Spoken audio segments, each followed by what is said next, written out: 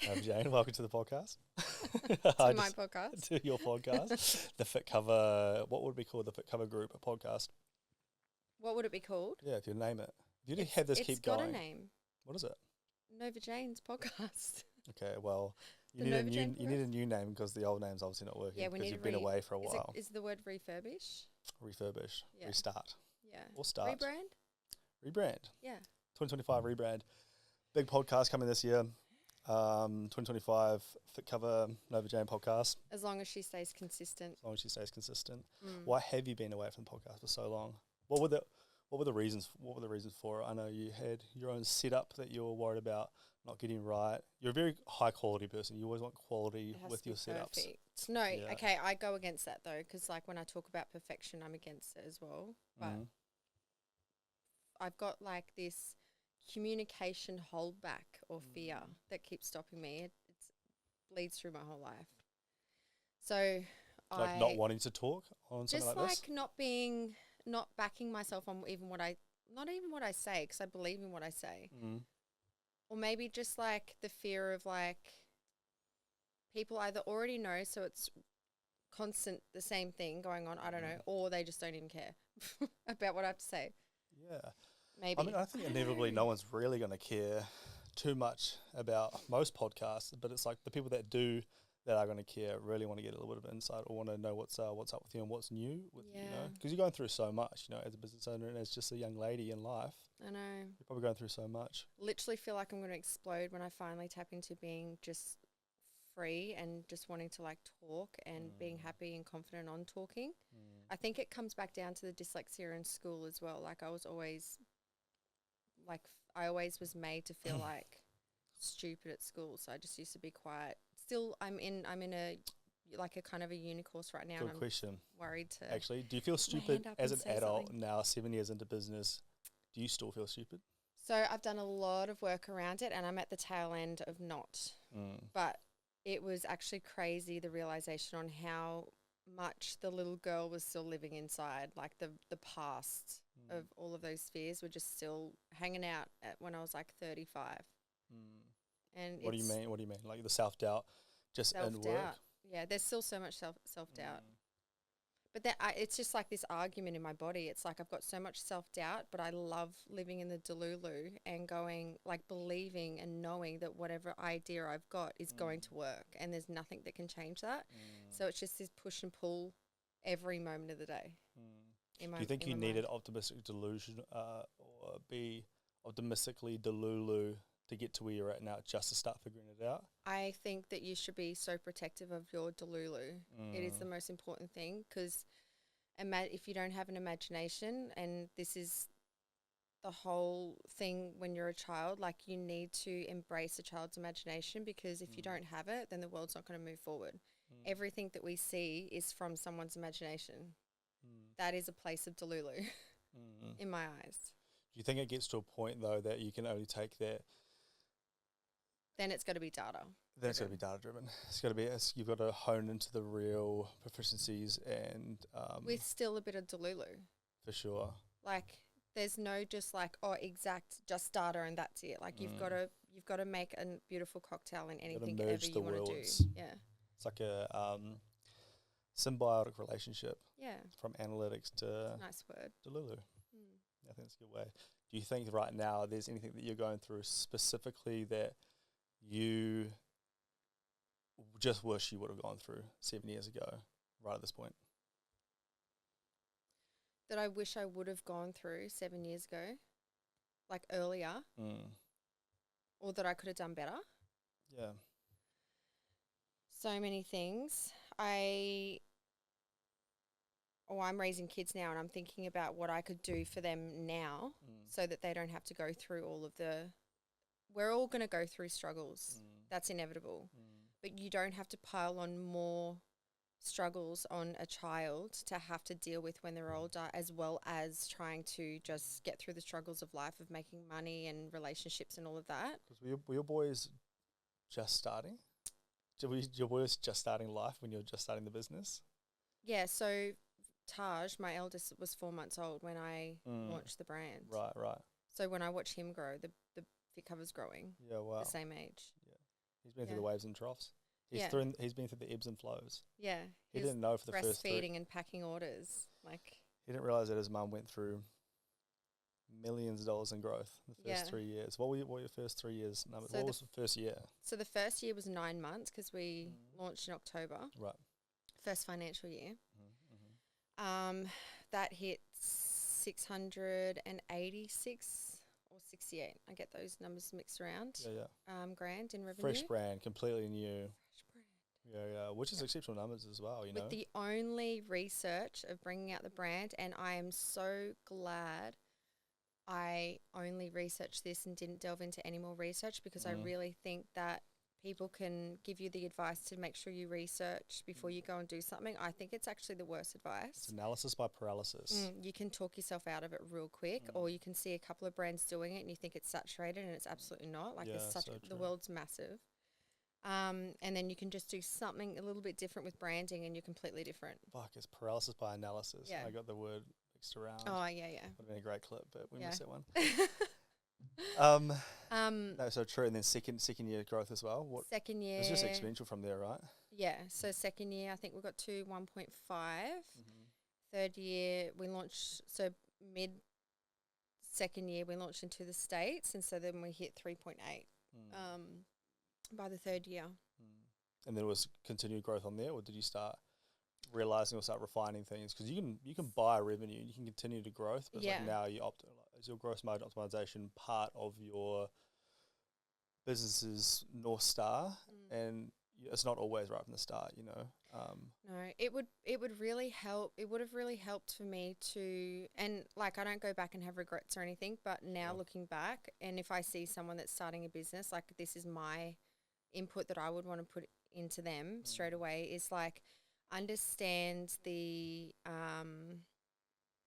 what growth is, and know that there will be a point where you get to a point where you kind of feel like you can't get past that, and it's like that's the stage of growth, whether you've got to get a cash injection or you've got to like change things up. But I was just lapping it up thinking this is business, this is great kind of thing, but I didn't really understand the years and the levels of what, or the ebbs and flows that it can actually go through until I went through, like I'd never worried about money or revenue or anything until maybe the last like 2 years. When you're forced to be like, okay, and then the market's changing, there's an adjustment here, and we weren't ready for it, or we didn't even think about it, and now you're forced to adjust. Yeah, and our 2 biggest revenue years were COVID. Yeah, I think a lot of businesses were, you know, everyone shopping online still needed what they needed, and were forced online for a big part. There's a good argument for a lot of the businesses post-COVID that have done significant revenue drops, is that whole section of the world, of the e-commerce world, made or broke. Yeah. You know, and they're still going, or some are still going, and some were just part of that part, you know. They didn't survive. But you've survived for 7 years, and that's a massive thing, you know, and especially in the space as well. Yeah. Because there's a lot of heavy hitters that want your space, you know. Yeah.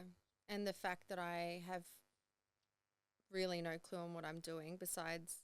Great honesty. This is a safe place. Yeah, it's safe. No, but I actually don't actually understand what I'm doing. I've gone through 7 years of like gut instinct, and I know how powerful gut instinct is, and if people can really actually see that it is a superpower that us humans have been given on this earth, they would probably make better decisions. Instead of people pleasing or being pulled from all sorts of directions with all sorts of opinions from people that don't even know what they're on about either. Yeah, this is so timely, because I was driving back from the airport from dropping H off, and there's Dr. Tara Swart. She has a book called The Source, and talks about gut instincts and these things and what gut instincts is, right? So it's like we're constantly taking a lot of information and memories that we'll just forget, that aren't important to us, right?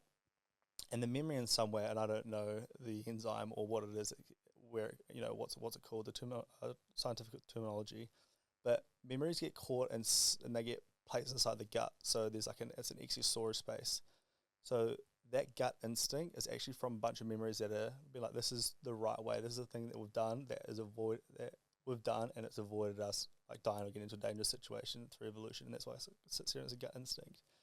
Which I think is important. You got to tap into that. Intuition is a massive thing to tap into as well. Yeah, and it comes down to energy. Like it's the feel of the energy of like even what you're hearing, or even when you're having conversation with like someone else that's in business and wants to get involved in your business, and it's like, what energy are they giving off? And it's like that's part of the gut instinct feeling that's going on. Such a sense as well. You know, like we've always grown up with the 5 senses. Yeah. But I think there's so much more to it. And she actually talks about it a little bit as well. Is that 22 to 37 senses, you know? Yeah. And those things that we can't articulate right now, you know, like, oh, I've got a vibe about someone. It sounds so almost cuckoo, you know? And it's just like when you're hiring, I know for myself, it's like when I'm hiring or going off an interaction, I'm just like, oh, that vibe was off or that energy's off. It's like, how do you articulate that and tell someone, I'm not bringing you in on this team because your vibe's off? What does that even mean? It's like, well, it's just a sense, you know, it's just like, it's just a feeling, the gut feeling, you know? Yeah, and sometimes I can still ignore that gut instinct, because if I was to go through that of like, oh, just the vibes off with somebody, then I would straight away go, oh, Nova, like, are they triggering you?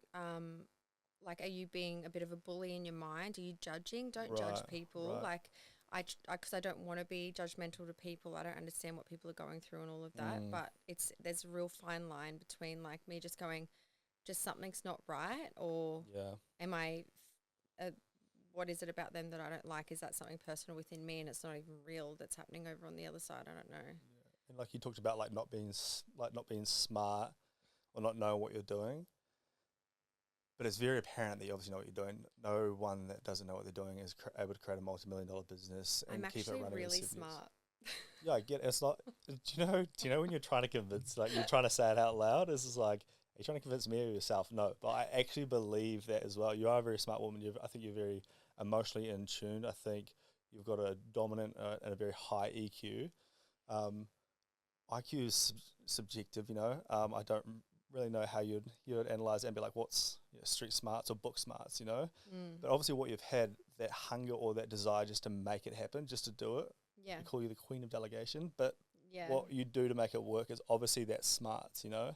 And that's that smarts for this kind of industry, you know, or this kind of profession that you've gone into, you know. Yeah. So again, I wouldn't say that I'm high IQ. High EQ though. Oh, you think I'm high IQ and EQ? Yeah, like you can I'm dance like mid in over all a spreadsheet. Mid in all fields, you know. I can't do a spreadsheet. I wouldn't even know the Proper first button spreadsheet. to have to touch on an Excel spreadsheet, and that would be surprising to some, I'm sure. Yeah, that's a good point. It's a good point. Like going into like what you feel like you need to know for business, and I just didn't think I would need spreadsheets that much.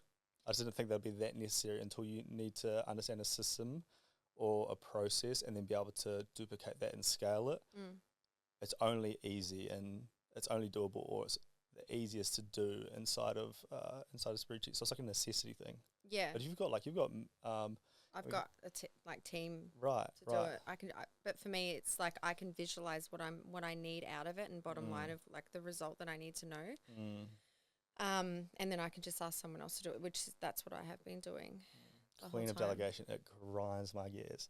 My delegation? Yeah, just be like screenshot something and then you just send it to you and the person is left figuring it out. I hate using this because it seems like a real excuse, but ADHD is a real freaking thing, and I bring it up to you all the time. Yeah, but what do you think about ADHD that stops you from like defining the task and then? No, I guess that's the wrong way to look at it. If I don't fully connect and enjoy something, my brain literally, without my control, will shut down. Yeah. It's like missing as much as I... Are you one chromosome up or down? What do you mean? Down a chromosome or up a chromosome with ADHD? I don't know what that is. I don't know, something about the TISM or something. TISM? I'm more closer to the TISM for sure. Yeah. My partner would definitely say that I am. Yeah. No, it's definitely... I think it's like a superpower as well. I think it's all a superpower. I told Taj that he has a superpower. Was I telling you about Wade, my brother? For context, my brother's he's got his PhD in psychology and specifically works on autism inside of New Zealand. But not the way that you think, you know. Someone would think that he's maybe working with someone with, autism or social anxiety or eating disorders, but he's actually working with high performers inside New Zealand's, C Corp, So these guys that smart. That's so smart. Right. So it's like guys that are, guys that are proficient in their fields that have like autism, you know, and it's just like the more you realize that these people are high performers and someone's got a bit of the tism, it's like, Yeah. motherfucker has a superpower. Yeah. We're out here normal without There's a without lot of touch people the walking tism. around with that. Yeah, touch of the tism. That's what Yeah. you need, you know, touch of the tism. Yeah. It's just That's what the Gold Coast has, a touch of the tism and the Yeah. steroids. It's flourishing in this what place. it is in my eyes and how I like to, and again, if it's Delulu, that's fine. I'm happy to live in Delulu. Is that it gives you the ability to see things outside the box. Right. And if you can, I really went up a notch, like in, I don't know, street smart or understanding or like really getting to a better place when I completely understood ADHD.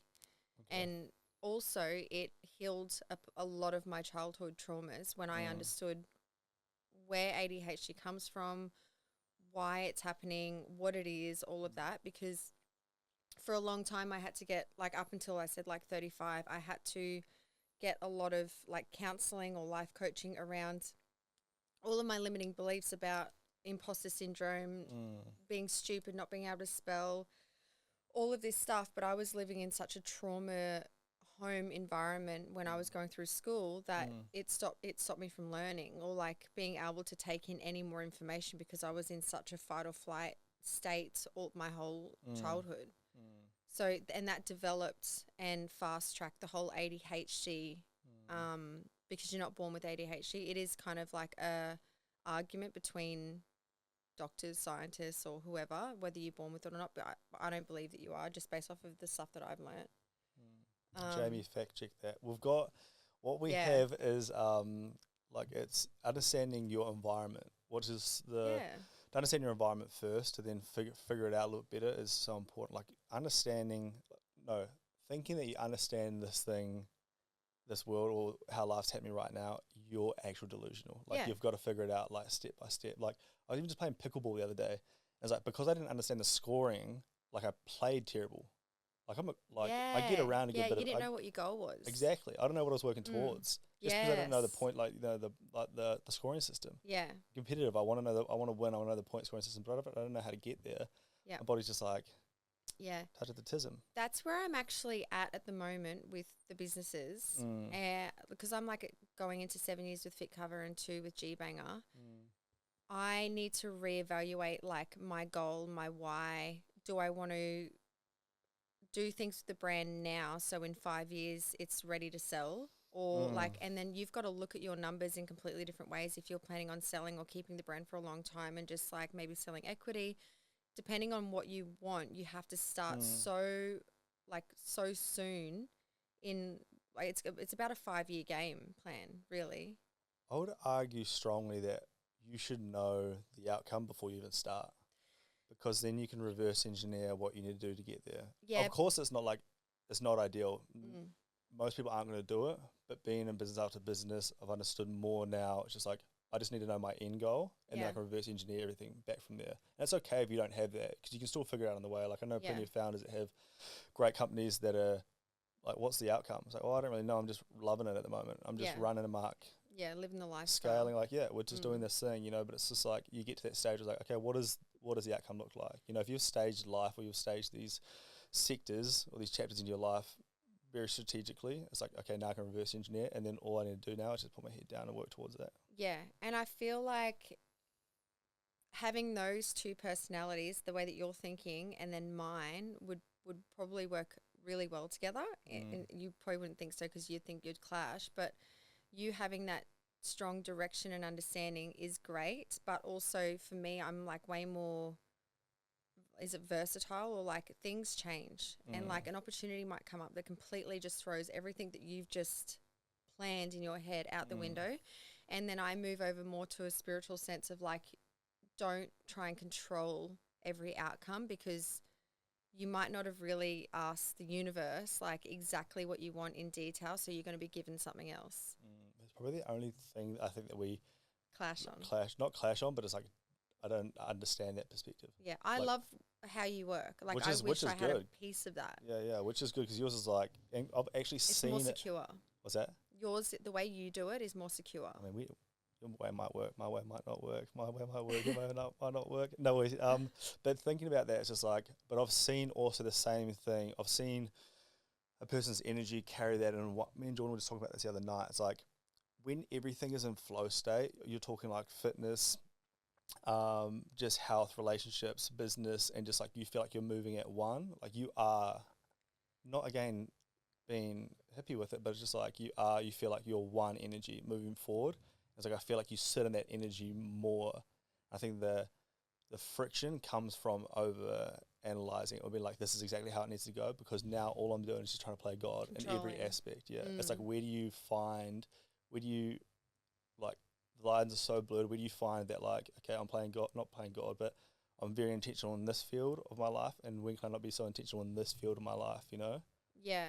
I think that it's not exactly so well thought out in that way of like, I think it all kind of collaborates together in moments throughout the day.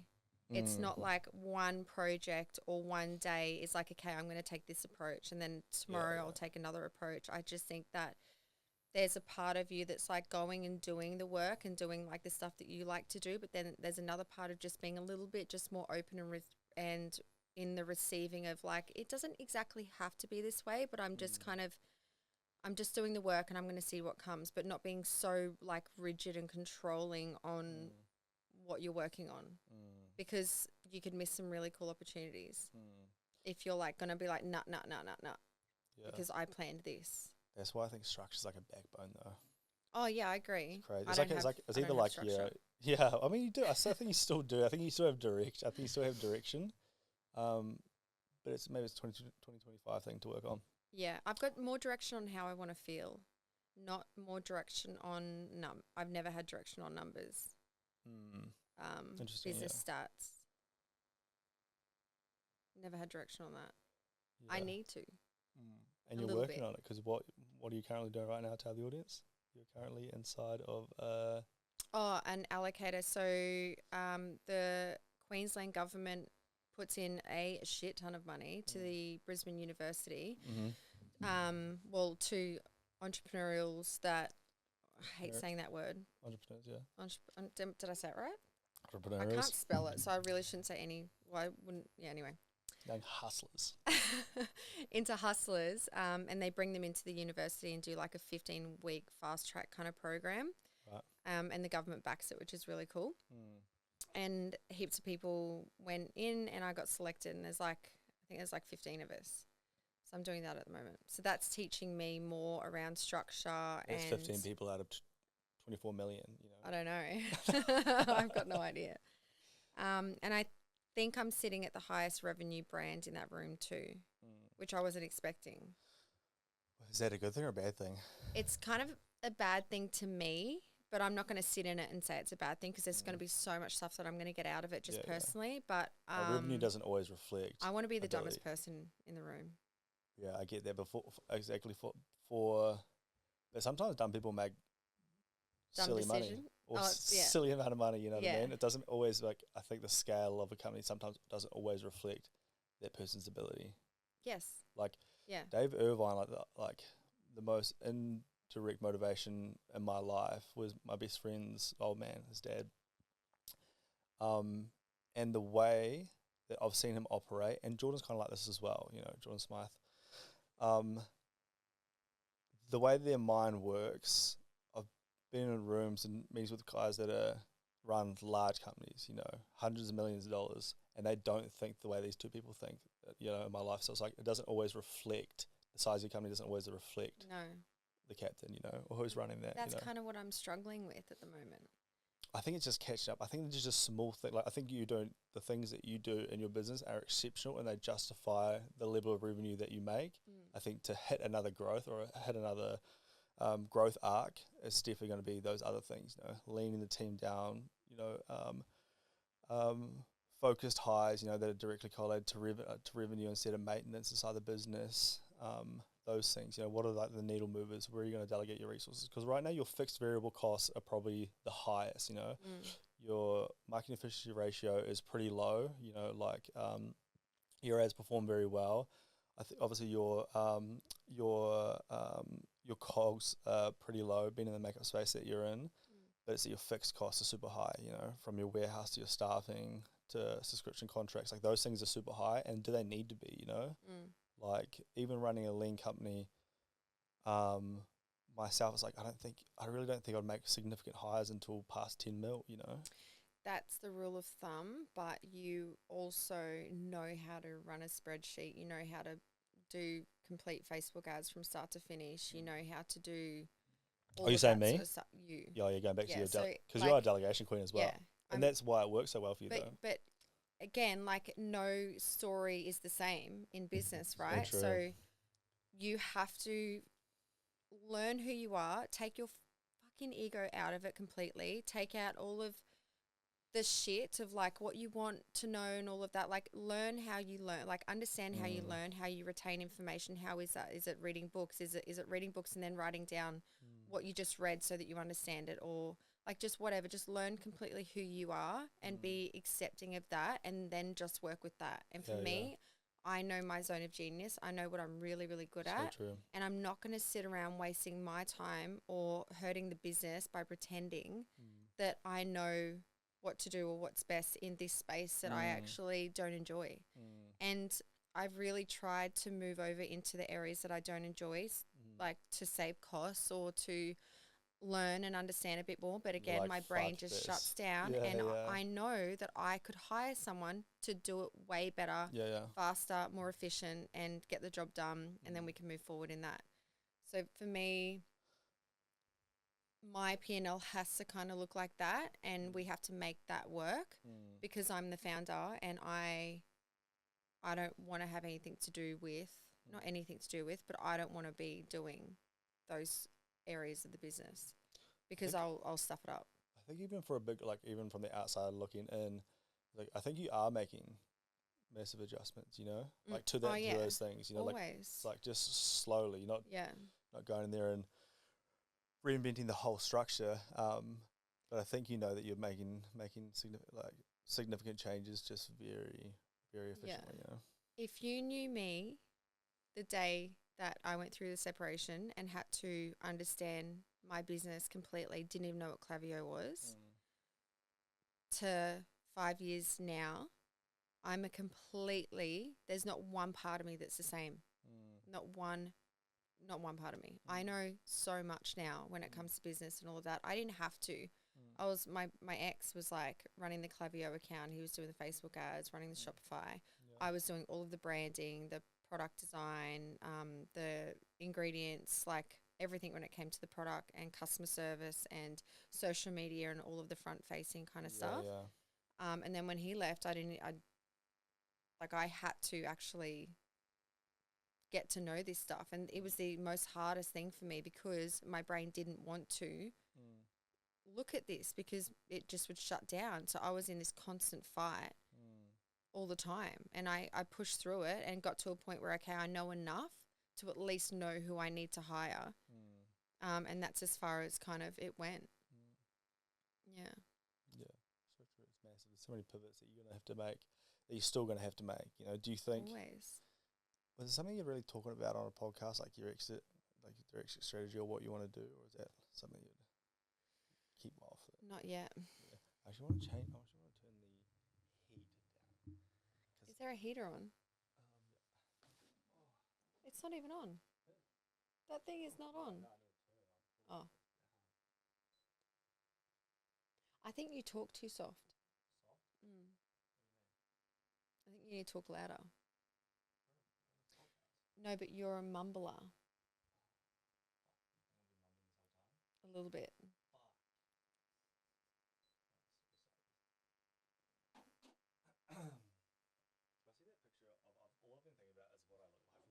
Well, get your head out of you. I see the fuck.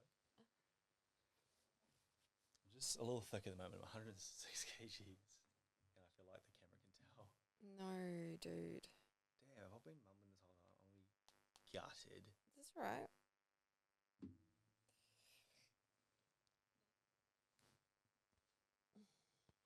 Let's get deeper. Business is boring. Shut up. We were on a flow. I think we're on a good flow. That was a good catch, wasn't it? Yes. Do you think I've been mumbling? Yeah, but you always mumble. It's just how you talk. Hopefully the cameras can pick it up.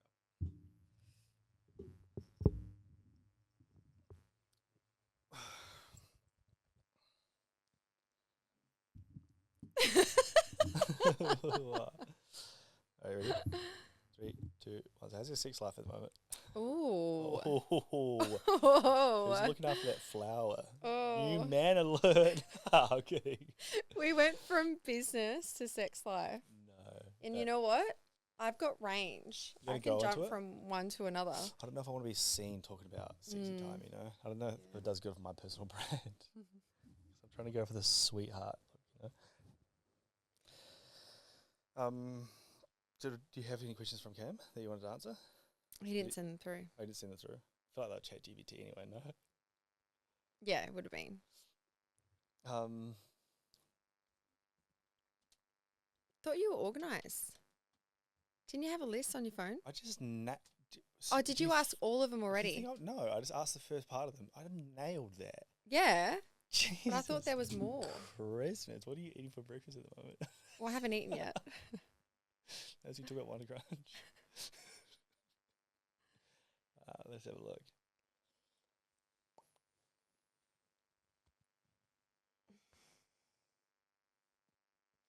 This top is so annoying. Okay. Yeah, let's pull away from business. Fuck, I can't believe I was mumbling. You might not have been. Oh, well, it's first podcast. Yeah, This is about you anyway. We're just be getting back. and you've been talking really well, so that's all that matters. Oh, thank you, sweetheart. Keep you gassed up. Okay. All right, let's go into the next. Let's go into the bit of the next phase. How did I go from 0 to over $500,000 in the first 9 months? You said not to talk about business. Oh yeah, okay. Okay, let's relationships. Nah, that's just lame. You don't put that kind of energy. You don't put that kind of stuff out there. What then? I'm about to ease into it. I've got to wait.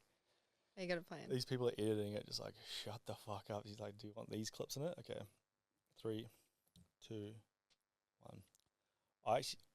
I think one of your strongest points or one of your strongest attributes is your communication style. But wait, personally, I think you communicate very well personally. I don't know if that always, I don't know if that branches into what you do at work and how you communicate at work. I don't know, there's other factors that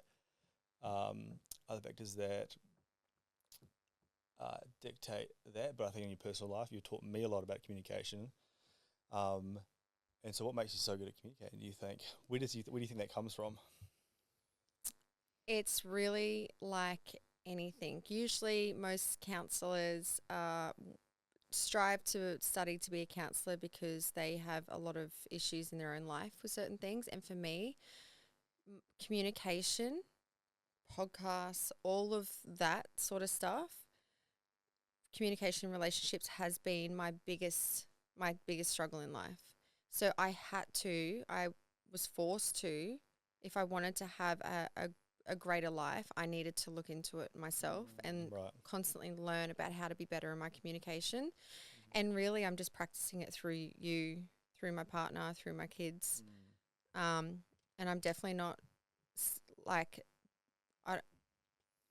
I also delve into communication more so based off of like feeling and making sure that I understand what part of me is communicating to you and what's needed right now. So is it my ego, or is it do I have to put everything of what I want aside and so that I can communicate to help you in whatever that is? Like I try and just assess on the actual situation before I start to communicate. And then also my biggest promise that I try and practice all the time is that I won't have an opinion about anything in anyone's life unless I've experienced it myself, and then I'll go all in. Right. So that's what I try to do. But I'm no, I'm not great at communicating, and so I just practice it every day. So I love that because Cam and you and some other people, my girlfriend, who was having issues with her partner, both like told me how amazing my communication is, and that is just crazy to me. That's it's like clapping but not clapping. Oh, It's I a good love thing. those clapping. I went It's to a an good event and they were doing that. And I was like, that is so smart. the way you stopped, you're like, the fuck? I thought, is it money or no? Did you fuck up? Like Give me what? that money. No, it's so true. It's a good point. I feel like I fucked that whole thing up for you. Um, it's a solid piece of advice because it's a solid piece of you, which is your communication style, and because I think that you put so much emphasis on it, I think it's when it's not done the right way or received the right way, I think that's what affects you the most as well. Yep. It's like when it's in, like I've seen it sometimes in personal life and actually in work when I'm sitting on or advising with a couple or anytime I'm involved in it. I can see when your communication isn't getting through to the person. What you're saying is loud and clear. I understand fully what you're doing, but the receiver sometimes doesn't. And I can tell all you want to do is like bang their heads together or just be like, how do you not? But you just go into a deeper level of communication to get them to understand that initial communication. So you work so hard on opening those communication levels up for that person to understand. It's almost like you over providing context to get the communication through, which is a good thing. It's a timely thing. Unfortunately, a lot of people actually don't think when they're communicating. Like, I think that not even don't think. It's like, I think that people don't understand or they haven't tapped into what parts of them is communicating at that point. Like, where is your communication coming from? Are you being triggered right now? And is this something in your absolute past that has nothing to do with me, but you've brought it kind of in here and vomited onto me, and it's kind of mixing into this communication, but it's got nothing to do with what we're actually talking about. So if we can break it down and see where it's all coming from, then we can actually get to an understanding of like, what is the actual problem now between you and I, or what do we need to work on? Or do you need me? Do you just need me? Do you think sometimes people talk too quickly without responding? Because you can fact check this, and I don't know if this is bro science. Jamie checked this. No, I think they don't listen. So that's part of it. Right. They talk too quickly because they don't listen to what you've just said and take it in. That's why they're reactive. Because I heard this stat, and it says that it takes a human brain like 0.8 seconds to come up with an affirmative thought, but we respond in 0.4 seconds. Yeah, reactive. So we're talking before we've even been like, okay, that's my thought process. Yeah. That's my answer. The best form of communication that I feel like you should be looking out for, even if you go on dates or you're just getting to know someone in business or whatever it is that they actually, and I still need to work on this as well, is like the slower communication of like them pausing and really thinking about what they want to say. Like, that's to me not like narcissistic and calculative or whatever that word is. Like, they're not trying to groom the conversation. They're just really caring about what they have to say before they go and say it. So true. I've come from a place of being a very, very reactive person. It's gotten me in a lot of trouble through my life. And again, I've had to focus on that because I need to change it because it hasn't helped my relationships. It won't help my kids watching me be reactive to them or anything else like that. And my biggest want in life is to have the deepest relationships I could possibly have with everybody in my life. Slowing down. I notice this all the time with like older guys, just older people in general, just the wiser demographic is the pause before talking. And you're like, did I lose you? Where'd you go? And they just give you the most profound answer. And that's just like all they're doing is really giving you the thought, giving that time and energy to that thought. It's like that it's wise. That makes so much sense. Yeah. Like I talk half this podcast is probably not going to be able to understand it because my accent and because I mumble and talk fast, but it's something I want to work on because I think it holds so much power. Like it's anticipation. It's like that person's like, I think it holds the best side of a conversation. It's like, okay, what are they going to say? They hold you well, If they're just a slow person, slowly conversating, it's just like, get it out, buddy. You respect people when they have the ability to be so present, to have that control over themselves. And to hold the room and like that kind of power as well. Yeah. So like true. that's what I want to strive to get to that point, because I'm a very passionate speaker as well. So like I've got a lot of energy, and like I try and use strong words to like emphasize what I mean and all of that, because I'm just like high level kind of passion kind of person. But I would love to like learn to breathe when I'm talking and slow down and Cam did say take breathe. a minute. Yeah, I Let's don't just take breathe when I talk. Let's just take a minute just to breathe now. Yeah. I'm actually making a vision board this weekend. I'm really on my bullshit right now. Yeah. And I love that. and I want to. It's in my head. It's so silly, but this this book that I'm reading at the moment, The Source, it talks about how the brain doesn't actually know visually, doesn't know what's true or not. You know. So I've never been one to visualize much, but I've always had that the emphasis on I'll go out and get it. I've already the mindset of like I've already got it, and I'm just time just hasn't caught up. You know, I've always had that mindset. You know, but I think there's power in putting it into a visual piece as well.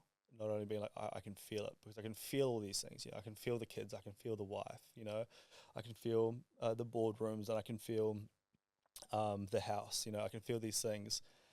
But to visualize it as well as another piece, because like if your goal is to, and she referenced it in saying is like, if you're a guy and you're putting down this beautiful woman all the time, and you're seeing that, you know, and you might come from a more of a self-conscious background or whatever, right? And it's not your norm.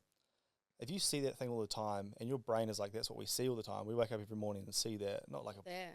exactly. As soon as you get into that spot, you're like, I've been here, I've seen this, I've visualized this, you know, Yeah. and I like that.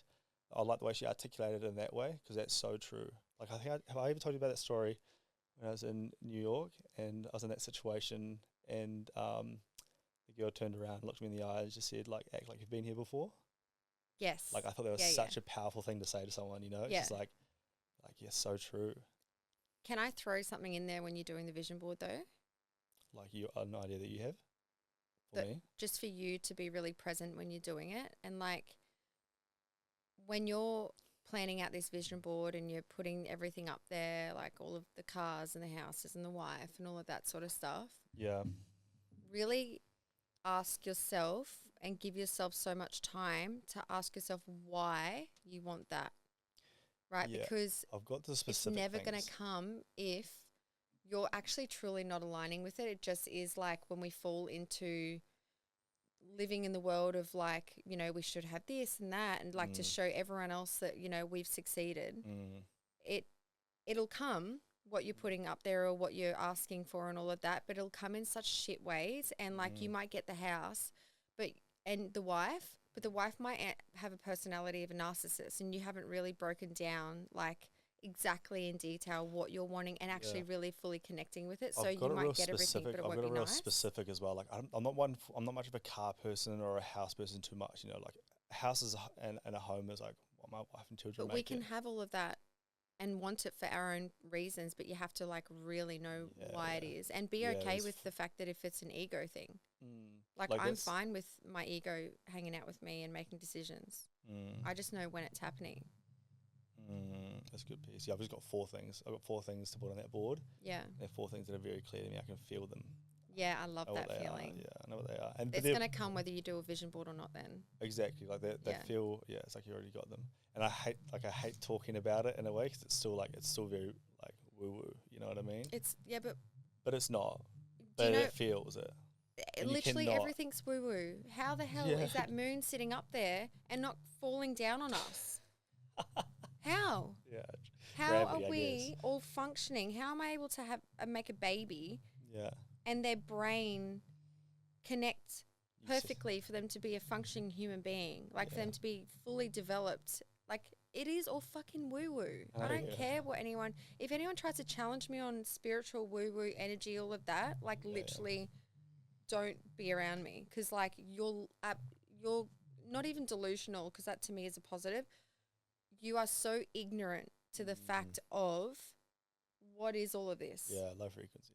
Yeah, it 100%. Is low frequency. 100%. And I don't like any of that at all. Get so deep into your woo-woo spiritual side, and and I'm saying this to you and me more so, like you'll see everything that you want in life. This is just a big game. there's We always talk about that, eh? it is. Like It's a this thing is huge just like game. when there's such a big problem, you're like, laugh. It's like this is such a The game. world that we're in, like here in as humans and on this earth, there is way more high level stuff going on in the other lives that we are going to have. This is the lowest form that we could be living. And I don't want to get like too deep into that because I still need to understand it more and more. But like this is just a big game, and we are here because we have to reconnect. And so that's why life seems like a battle, back and forth, pull, push, all of this, because we have to learn to reconnect. And so what's so cool is what COVID did is for so many more people to have to actually reconnect with themselves, because what else were we going to do at that point? Literally. And that's where everyone's kind of moving. So I would never, or I would stop yourself from now on, even just saying, oh, I don't even want to go into the woo woo, or like, oh, pro Tuesday. I'm saying it as well. So I need to stop as well. Like literally own it, because if you're into that space, you're further than so many other people already, I reckon. Yeah, it's a strange thing, right? It's almost like I'm so over the piece. I mean, I think it's important, but I'm so over the piece about like men and me to talk about their mental health. Like I totally get it, but it's like it's still that same feel. It's still that same feeling. Like even because I know it's all important. It's all important to talk about, but you can't help that stickiness that it feels in your head. You know. Yeah. Which is it's been used so much for so many things. Yeah. Like mental health, like that subject. Yeah. But like but it is just fundamentally an important piece. Yeah. Fundamentally, it's an important piece to get the mind right, get the body right. Gut health and brain health, directly correlated. So you got to do something about it. That's a piece that I believe in. Energy as well is something that I'm really tapping into lately. Do you know that they found out? I don't know how long ago, but it's not too long ago that we are only made up. They thought that we were made up of, I can't think of the word, but it's like something bigger. They looked further into it, and I was just talking about this yesterday. I know the words, but I can't think of it right now. They looked into it further, and they can actually see that it's just all of these squiggly lines that we're made up of, and it's just all energy. That's what we're all made up of. That's literally what do you us. Mean? Like an atom? A what? Like an atom? Atom. That's it. Atom? That's not recent. They haven't recently figured it out. No, yet. but like the most recent, like energy didn't come first. It was the atom, and then they looked into the atom, and then it was all squiggly lines of actual just energy. Do you know what I'm talking about? I'll have to send it to you. You have to send it to me. Do you know how informative TikTok is? I don't have it. It's incredible. I only have it for the companies. That's all. It's incredible. I just want to go down that rabbit hole. Oh my god, Reels. it's the best rabbit hole. I'm old school. I'm still on. Sometimes I watch Facebook. Videos. I don't do Facebook because you can't control what you're seeing. There's so much news and shit on there as well. What do you mean? Yeah, the algorithm. The meta algorithm is the most efficient algorithm there is. I can't stand it. Mine's just like stoicism and cats. Makes no sense. Cats? No, like cats and kids. I'm clucky. I'm not even fucking with Why you. don't you hang out with my kids? That's nah. I like the energy that I'm bringing. I'm clucky, No, that's a good piece. To do with energy, because I think there's way too many high performers over and over. Like when I was in the States recently, I just got back 2 weeks ago, and it's like the guys that we're hanging out with are so in tune with one, their mental health, two, who they are, and three, just their energy. What gives them energy, what takes away the energy, and they are so ruthlessly stubborn on where that energy goes. You give them good energy. That's what I was telling everyone. Like Manhattan Beach, Hermosa Beach, like 30 minutes south LAX, the place. It's like Burley and Palm, but on crack. Yeah. Like it's so phenomenal, and everyone's so G'd up to talk to you. Everyone's so excited, just like that American way. Like even the waiters, like we had this thing where it's just like in Australia or New Zealand, it's like you kind of don't talk about what you're doing and your ambitions for the risk of someone else potentially doubting you, second guessing or you. just acting spiteful, or putting them down, and be like, oh, because they're a waiter, they don't understand this thing, which isn't the case because everyone's capable of the exact same thing, But it's like that's the thing. You just do dull it down a little bit, and that when you're running companies, your self-doubt creeps in, and your goal day in and day out, every moment of the day, is to kill self-doubt and make sure that you're not like letting that shit compound, because it's just you against you. You're the only motivation. You're the only motivating factor to your success. So you've got to keep those things going. So when you're in these environments, which I feel like is New Zealand to a 10. I don't really find it anywhere else around the world. It's just like, you can't help but feel like someone's feeling a little bit spiteful when you tell them that you're doing okay, you know? But then when you're over there, you're talking to a waiter, and the waiter is just geeing you up. They're just like, that's crazy. I've never heard about this before, you know? And it's like, I don't know whether it's that American dream of they think like, oh, if I gas this person up, this person might be the next Uber or whatever, you know, whatever the bullshit is or whatever the reason is, they just come with so much more energy. And they put it into like their sports, you know, like from their shitty high school team that hasn't won for like 30 years, they are still like, yeah, the Nuggets love them. There has to be something in it because there's just so much success. It's capitalism, like baby. You think of success. There's and patriotic capitalism. Yeah, you think love of America. that, you know. Yeah, no, yeah, we're definitely lacking in that area, and New Zealand would definitely be probably worse than Australia. It just kind of goes down. Do you know who's a beast? And a real shout out to this guy because he invented the milk run, Jake Carls at Midday Square. He is so about, and a North Star of his, not only running Midday Squares, which is a successful chocolate company on their way to do 100 million in sales. He is like unapologetically committed to reigniting the entrepreneurial mindset in Canadians. I was like, what a fucking North Star. Yeah. What a G, what a North Star. Like, he's just doing that, the way that he operates, the way he does that thing. Formidable power. The dude runs 1 million miles an hour, but what a crazy North Star. Yeah. North Star. It'd be cool if you could see, I was about to say it'd be cool to see someone like that do that in New Zealand or Australia, but why don't we just do it? Yeah. I have a passion that I feel like I'm going to focus on and come out with it more once I don't have to be so deep into the brands. And you brought it up earlier, like about how I'm better at connecting one-on-one with people and the communication, all of that. I think what I'm going to move into just naturally is being more of, I don't want to use the word coach, but like I want to connect with people one-on-one that feel like they are not living out their dream or their passion, or they're in the world just not knowing what they want to do. They're just unhappy in their job and all of that. Sweetie, that's an energy sink. I feel like I'm really good at trying to work out with somebody really quickly on what it is that you should be working next on that will make you happy, where you can make money with that as well. Ooh, I love that mindset, and it's such a good thing to do. But man, it's like, I get so much joy out of those conversations. That's good. But do you have like those, I have these friends from back home, it's just like, you can give them the playbook. You can be like this thing, that thing, and the next thing to do. And it's like, that is no action. No, it doesn't matter. So that's you taking their stuff on and taking it with you. I'm going to have that conversation, and I love helping them think about it. And then I'm just going to, you do what you want with that information, because at the end of the day, we can't help anyone else but them helping themselves, like with anything in life. And that's just how it has to be. Like, imagine somebody taking home constantly, when they're a counsellor, everyone's shit. Like, you have to learn how to go, okay, I've done my part. Now I exit this energy and I'm out, kind of thing. Imagine you just get in there, like, just giving them a Calendly link. They come in for 30 minutes. You just sprinkle them with a little bit of sunshine and then just scoot them on their way, you know? Yeah. Maybe that's what it's about, you know? And I love seeing people's faces light up when you give them an idea that's so simple to me to think about, but they just didn't think of it. And it's really funny because recently I've been listening to things around, my thought pattern was always like, everything great has to get is hard. What's that? I say it all the time. Hard. What's that word? Like when it's think about it. The hard work. Think about it. No, wait. You've got this. I say it all the time. You know when something comes easy? No, something doesn't come easy. You got to work for it. Good thing. I say it all the time. Good things don't come easy. That's how we've been kind of brought up to think. But all good things should come easy. Everything that is good shouldn't be a struggle. It shouldn't be hard. It means it's not actually aligning with you. Oh, okay. Good perspective.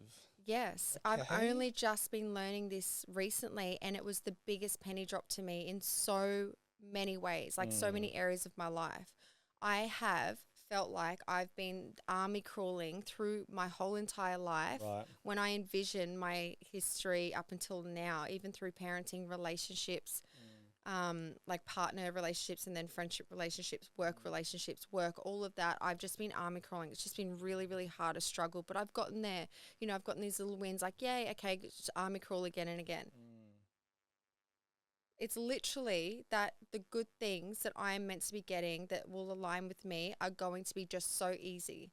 And that when I have these conversations with these people, I'm probably going to say to them something that seems like a little bit too easy or a little bit like, oh, no, like I feel like it has to be harder than that to get. And it's like, well, it's actually not. It's just going to be really easy for you because it aligns with you. Yeah, yeah. How do you articulate that though? You know, it's like just go out there world and just do everything that's easy. Because I think I've got to play devil's avocado.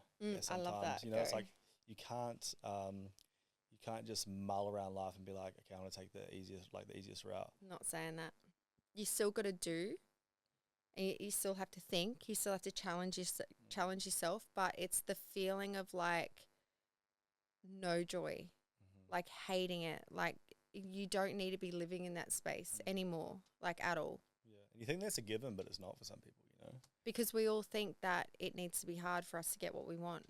And there's plenty of options, but we're all choosing the hard option every single time. So I know what you're trying to say as well. Like when you look back on some things that were significant things that were given to you, you're like, man, that felt easy. It's not like it felt easy, but it just came to you easy. It's not like it doesn't even feel like you're doing much things to get that easy thing. You know, so it's kind of like I understand what you're saying.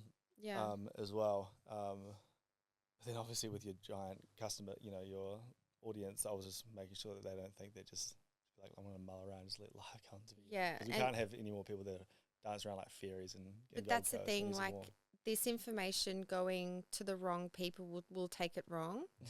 Like if we talk about, you know, aligning and spiritual and like all of that kind of communication. For sure. People are just like, what? So I just like don't do anything. It's going to drop in my lap. And it's like, no. Yeah. It's not like that at all. Like you have to believe in it, not in your mind, and really, really, really want something because it's just going to go. It's going to be pushed the other direction. You have to just go, okay, I really would love this. This is going to help me because of this, this, and this. And then completely forget about it and let it go. Don't even think about it again.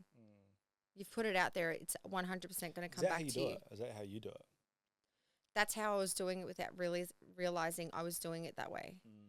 But I was doing it more so with all the negative things.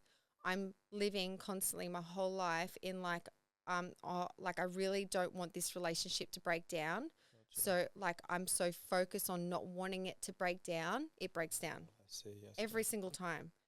I'm really worried my kid's going to be so naughty today because I need to go do this, this, and this. Okay, like the universe, like, okay, they don't know what's positive or negative to you or what's right and wrong. They're just like listening to you and giving it to you. Wow, because I think about most of it stays with me until I'm ready to put something out there. And when I'm ready to put something out there, load it up, shoot it out there. But you're talking about everything goes out there. Yeah, like whatever you're saying, it stays with me. You're already having the conversation. You're already putting it out there. I'm not telling you to physically go and say something out loud with your mouth or go and do something. I'm saying all of those thoughts that are coming in your brain, in and out, in and out, in and out, the ones that are aligning with you, which are negative, are happening. So you have to work on the negativity that's going on in your body, all of the limiting beliefs and all of that. Like jump onto that as soon as you can, work out why it's happening, unravel them and make sure that learn that then they're untrue or they don't even serve you anymore. They might have been a thing of the past, but like today, none of it matters. Fears are lies. It's just our imagination. But it all comes true. I used to dream, and I'm not kidding you, every single night my ex was going to cheat on me. And he was the last person in the world that would ever do something like that. Ever. He wasn't even a sexual person at all. Like even with someone that he loves kind of thing. There's no way the guy would lift a finger and bother cheating. Yeah. I had to go get counselling because these dreams would not stop. Some people might say, oh, that's your intuition trying to tell you that he's going to do it. I don't believe so. I believe I was putting that energy out there so deeply and so much and so worried about it that it actually happened exactly how I saw it happening. There's no way. I'm on the hard stance of you cannot give men more excuses on why they Oh, no. Shame on him. He has to live with that for the rest of his life. Ruined a whole family, all of that sort of stuff. Doesn't matter, not my problem anymore. I don't connect with that. All I'm saying, I'm not taking blame either. No one deserves that. But what I'm doing now in practice is like when I have these worries, because I have them in my new relationship, I'm having these thoughts, not the Right. same ones, but just different worries, Mm. insecurities. Mm. And I just stop myself and I quickly change it to a positive. Mm. But what if we stay together and we're happy for the rest of our life? Mm-hmm. Like, how easy is that to think, but you don't actually catch yourself. And what it is like being right in the moment all the time, every day, all like with your thoughts, not letting your thoughts just go and just do whatever the hell they want, It's a and way being of- conscious of what you're thinking and Yeah. quickly jumping on it before it goes out there. Yeah. It's a way of life as well. Like, what if it works out, and everything, like, it's like, it could have very well been all the decisions in our lives could have been like, oh, but what if it fails, like, or what if it doesn't work out? But I think the optimistic ones are the optimistically the Delulu ones, just like, are just on this euphoric, like, yeah, but what if it works out? Yeah, but also even a level above that is like letting go of control of the failure or the win. Because even if you fail, you're going to learn something and it's going to move you maybe in a way more richer direction. You had to let this go because you didn't have time for the better thing. So like when you come to like a real belief in letting go of the control of absolutely everything that scares the absolute shit out of you, and believe that if you're a good person, you've got good karma, everything, no matter whether it feels scary and like you hate it right at that moment, it's all literally meant to be. The things that I'm going through that like with the court stuff, as painful as it all is, and as like you've seen me bawling my eyes out plenty of times on the ground, like so upset, I'm going to look back at this moment, and I even do now, or this time in my life, and know why it had to happen. And I would never ever have chosen to have this happen in the separation, the amount of time that I have, like with the boys now. I would never choose to have that at all. But I was forced to because I couldn't take on any more stuff. I was unraveling like real quick. And so they had to come in and just be like slap me around a bit. Yeah, And I just tried everything to have the control of that, and you can't. So you either go against the resistance, like you go into the fight, you're never going to win. Yeah. So just let go of the control and just totally believe when it gets really hard that it's all meant to happen. Right now where I am with the business, whether I'm up or down, it's literally what's the lesson in it? Just let it go and just do the things that you've got to do in the interim, like one step at a time in the day. Like don't just sit there and just go, oh, okay, I'm just gonna put my hands up and let the universe do everything, because that's not how it works. But like do what you can, control what you can, and let go of what you can't. Outcomes, you can't control it. Just do what you can, and then the outcome will come. And then just be okay with it. Simple advice. Simple but it's accurate advice. so simple, but we all take the hard road. I take it. I'm sitting here not preaching, saying I'm living the life. I'm where I'm at right now. I'm joyous, like I'm happy. Yeah. I'm in the middle of the process, or actually at the start of the process of really aligning with what I'm saying and believing with what I'm saying and practicing kind of every timely, day. Yeah. It's timely. I've been forced into it. Yeah.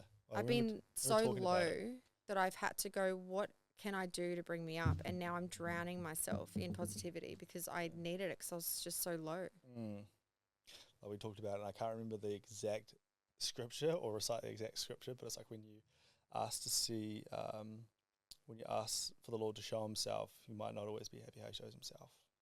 You've said that to me before. I know, because it was so timely when you're going through that thing.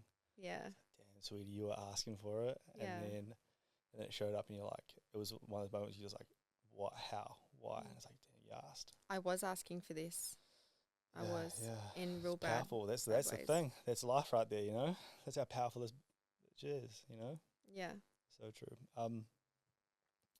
Anything new right now happening in your any new revelations, new products coming out with FitCover? Anything that you're working on that you're excited to talk about or tease? So I've mastered the ability to create makeup that will stay on while you're sweating and not irritate or affect your skin while you're sweating. So it's like kind of easy processes for me now, which is amazing. It's taken me 7 years to get there, or maybe 5 years. I feel super confident now with what I'm choosing to bring out, and really just confident that they're going to be winners every time. And so I've got the press powder that just went off. It keeps selling out, and it's exhausting because we think that we order enough, and then it just goes, and then everyone's annoyed that they have to do pre-order again, and it's just such a great thing, but not a great thing. In business, it's so under. I've got the same problem. Exponential growth is the biggest nightmare as an operator. Yeah, you feel so underprepared. You're like, how did I get that forecast off? Yeah, and you feel like you let so many people down. Yeah. But it is what it is. So it's about to land in our warehouse, like again, today or on Monday, and then it'll go out. Pardon? LFG, let's fucking go, baby. Yeah. And then we've got a whole product line ready to go. We know exactly what we're bringing out. We've tested everything. It's all ready to go, all up until April next year. Man. So we went almost a year without even launching a product. Because I just needed to get everything else sorted in the business and understood. Did you lean down at that time? Did you take away SKUs? Because I know your catalogue is massive, right? It is and it isn't. It just had the wrong SKUs. Gotcha. Yeah. And I needed to reevaluate. It's really hard to know what works and what doesn't when you're not marketing everything and you're just marketing the hero products.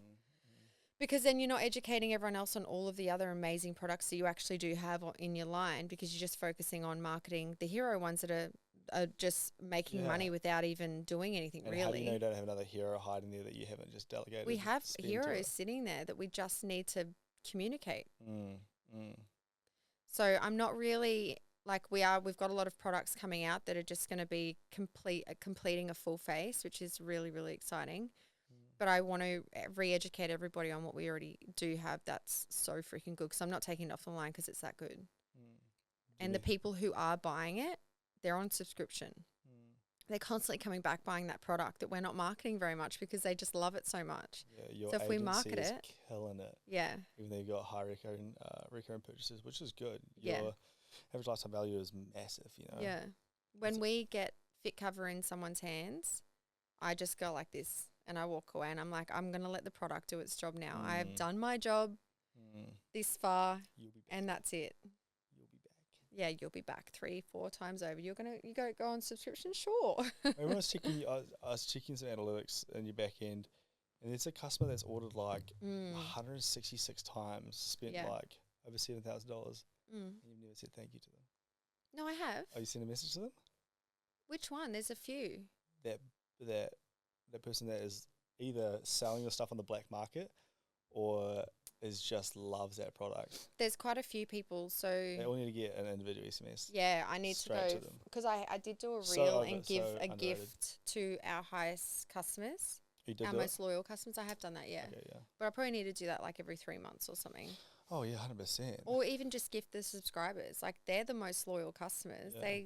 They are that confident in the product that they're willing to just set and forget. Yeah, it's not even it's not even gamifying it to be like, who spends the most gets this reward. It's not like that. It's just a genuine thank you for making Fit Cover stay alive. You're literally the one keeping the heartbeat going, because the customer is literally the business. I posted something about this yesterday. Oh really? Yeah.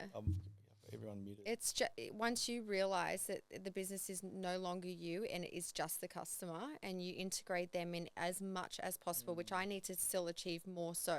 Yeah. I think a brand that's completely nailed it is Crop Shop Boutique. They've created a really amazing community, and that's just so inspiring. I just need, I do know and I do understand, and I understood from a very early age in the brand that customer is key. They will tell you what products they want you to bring out. Easy, I'll bring it out for them and it sells. So we all win. And they're not shy of giving constructive criticism either, I can make a product even better. Yeah. And then they're the ones who get me up out of bed every day. Like when I'm having a hard week internally with the business, I look at my reviews or I look at the personal messages that people are writing to me saying, I am obsessed with your product. I'm like, thank you. You just gave me another day to live, and get through this. And then I get through it. Yeah. You know what I mean? So true. So true. See some sick brands still, represent George Heaton and even Fred Buckley and Sanucci, they're so customer focused that you do the same thing. And it's it represents the brand. They represent the brand, which is a massive piece. Are you eating right now anything super? Are you? How do I stay lean and healthy? Yeah, what are you doing? All while having babies and literally, 'cause you're fit. I'm at you my work out a lot. fittest. Yeah, right. You're on that plan still as well with. I'm doing Shawnee's Right. program, yeah, but I follow that like majority of the time just because I don't have to think about what I'm training that day. That's not what you say. You actually say, I'm training with her vigorously, and that's why I got this fat ass. Shout Well, out. she actually, Shawnee. I was training. I had a lot of lower back pain, and I started training personally with her from her app, That's but the with her tism as though. well. You got one side just a little bit down. A little bit wrong. A little bit on. I have no more back pain in my training, Wow. which is incredible because it was horrendous. Shout out Shawnee and her. Shawnee.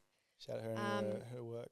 But I follow her food program, but then I change up some things just because I'm time poor. So her program's pretty good with meals, but I need quicker things sometimes. So meal prep's like really important. But in the mornings, I actually posted about this not long ago. I'm quite against cereal as a parent and for myself. Yeah, right. Nothing really could turn me to cereal because it's just so freaking bad for you. And then I found a cereal that is like super high in protein. It's a 5-star rating in health, in that health star rating. Right. And it literally takes me 2 seconds to make and then I'm out the door. I'm even eating it when I'm driving. What is it? It's called Wonder Crunch. Oh. Have you not heard of it? No. Oh, I need Is to it a get you supermarket? onto it. Is it supermarkets? No, it's not yet. I have to order it. That's how much I like it. Who orders cereal online? You wouldn't think so. You just go to Woolies or Coles.